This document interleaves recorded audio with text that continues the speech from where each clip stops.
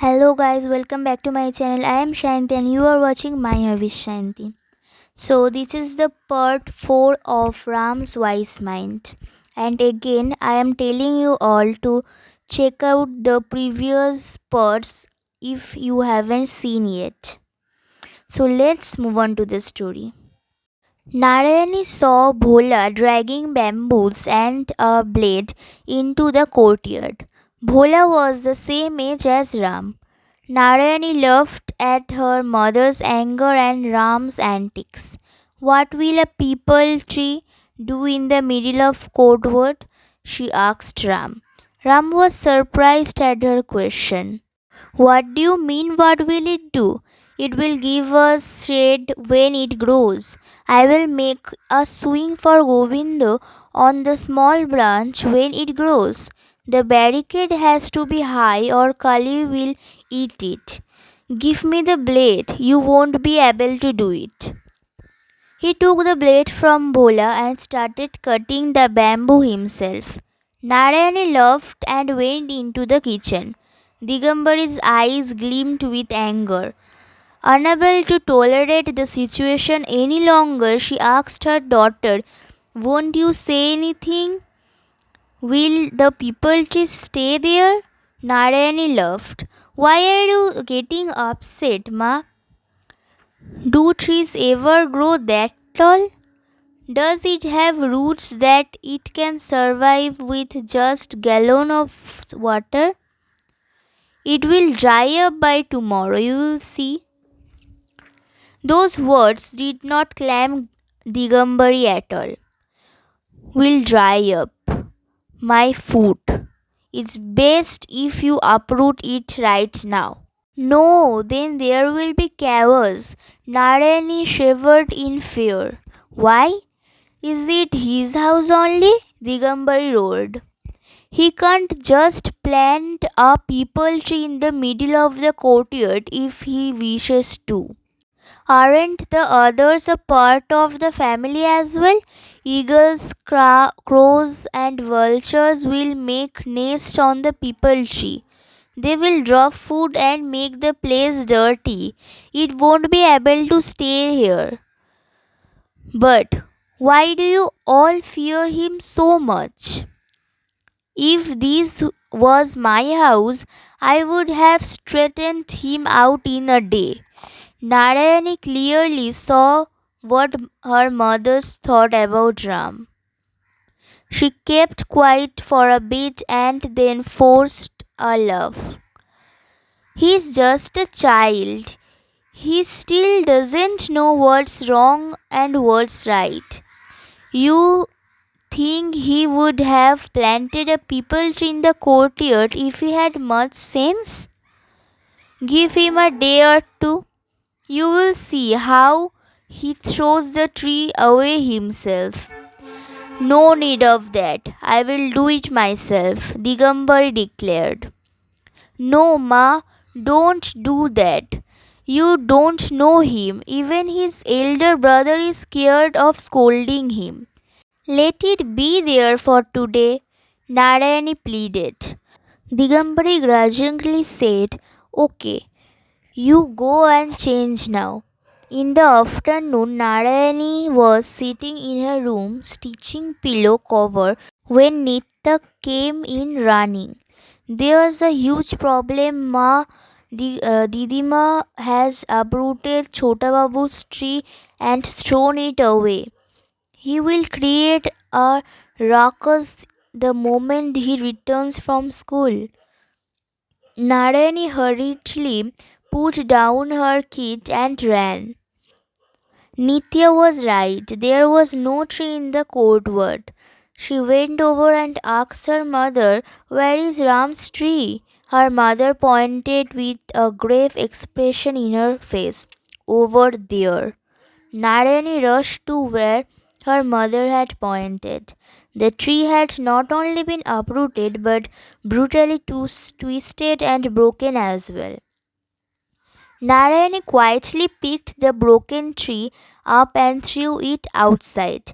The moment Ram entered the house and found the tree gone, he threw his books down and yelled, Bodhi, my tree? Narayani walked out from the kitchen. I will tell you. Come here first. No, I will not go. Where is it? Where is my tree? First tell me. Come here. I will tell you. Ram reluctantly went to Narayani and she immediately held his hand and took him inside. She pulled him onto her lap and caressed his head. Is it right to plant a peepal tree on a Tuesday? Ram cooled it down and asked, What happens if I do? Narayani smiled. The eldest daughter in law of a house dies. That's a lie. No, it is the truth. The almanac says so. Where? Let me see it. Ram's question threw Narayani off for a bit, but she controlled her panic and pretended to be shocked. What kind of boy are you? One shouldn't even talk about the almanac on Tuesdays and you want to see it? Even Bhola knows about this. Go and ask Bhola. Ram was astonished that Bhola knew something he didn't. He didn't want to seem inferior to Bhola.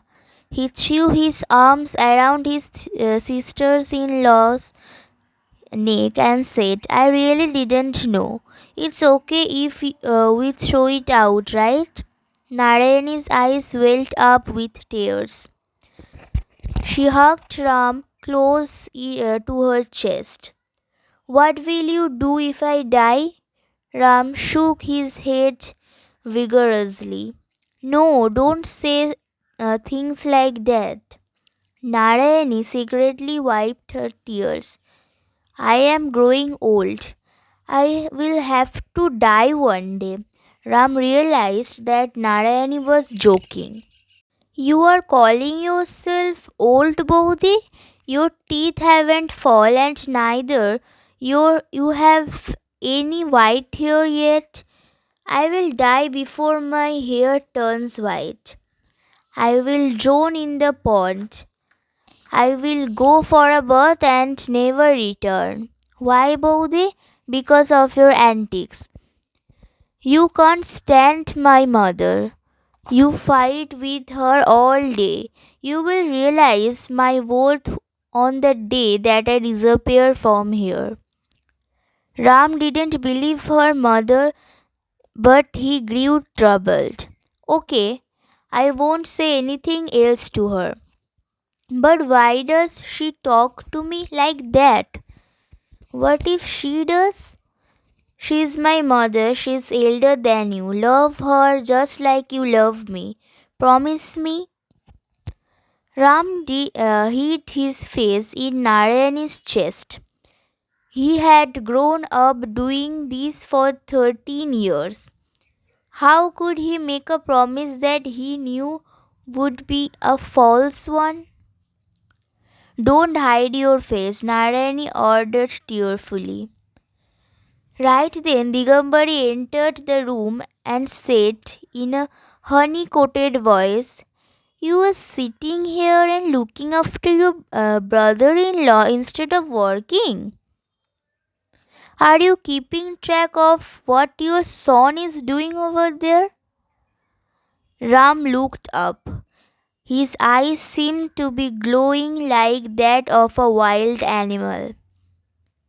Narayani forcefully hugged Ram to herself and asked, Why, Ma? What is my son doing?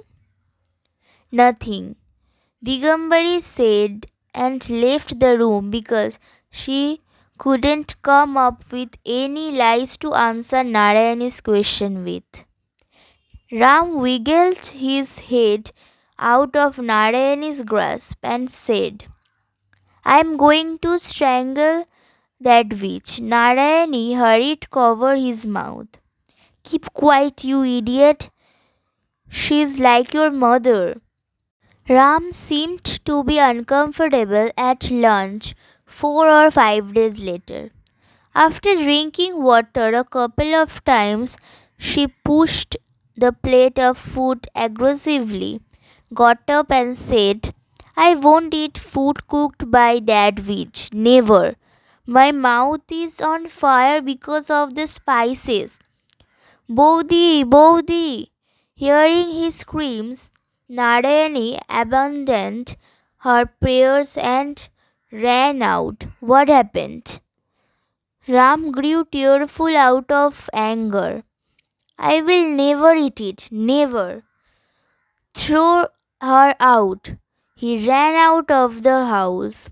Narayani stood there quietly for a few minutes. Ma, I keep telling you, don't make the dishes so spicy. Nobody in this house is used to it. Digambari's anger rose. It's not spicy, I just added 2 chilies. That led to this madness? Narayani was irritated.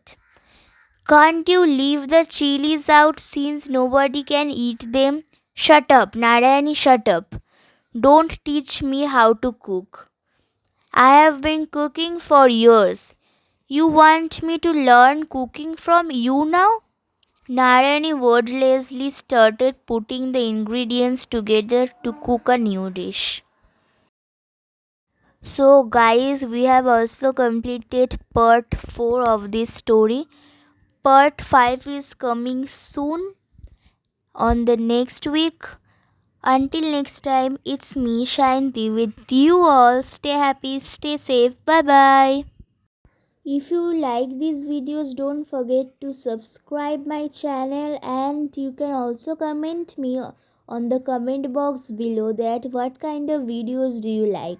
So until next time, it's me, Shanti. Bye bye.